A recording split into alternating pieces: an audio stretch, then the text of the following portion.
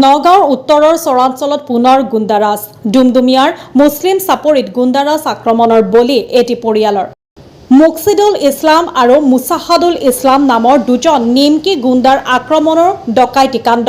এই দুই চৰাঞ্চলীয় গুণ্ডাই আব্দুল হাছেনৰ পৰা কাঢ়ি নিয়ে 55,000 টকা।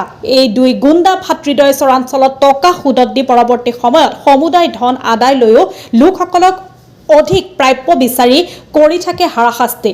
নিজৰ কষ্ট উপাৰ্জিত 55,000 টকা গুণ্ডা টেক্স আদায় দি এতিয়া দিক-বিদিক হেৰুৱাইছে ভুক্তভোগী আব্দুল হাছেনে।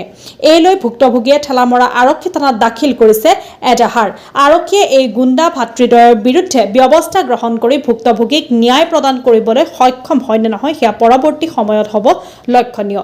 নগাঁৱৰ পৰা মুজাম্মেল খানৰ ৰিপৰ্ট, নিভাজ অসম লাইভ। আমাৰ নাম হল মোহাম্মদ আব্দুল হাসেন।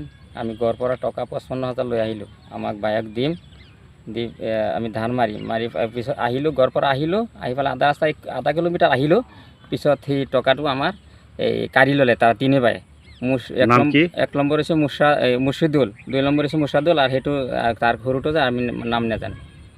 আচ্ছা, এই সন্দৰ্ভত আপোনালোকে এজাহাৰ কৰিছে? এজাহাৰ কৰিছোঁ মই এই সন্দৰ্ভত এই ডেকিয়াতলী এই ঠেলামৰা থানা। আচ্ছা, এই মানুহজন পূৰ্বেও এনেকুৱা কাম কৰিছিল নেকি? পূৰ্ব কাম আমাৰ আগতো 10,000 টকা ল'লে, গৰু লৈ যাম, মাটি তোৰ দখল নাদিওঁ, বেদখল দিব, এনেকুৱা আমি দুৱাৰে 10,000 টকা আমি দি দিছোঁ। এইটো কোনটো চৰত? এইটো মুছলিম চাপৰিত এই ঘটনাখিনি হৈ আছে। জি, এতিয়া প্ৰশাসনক আপুনি কি অনুৰোধ জনাব? আমি এই মুখ্যমন্ত্ৰী আমি অনুৰোধ জনাওঁ, এইটো বিচাৰটো আমি চাই আছোঁ।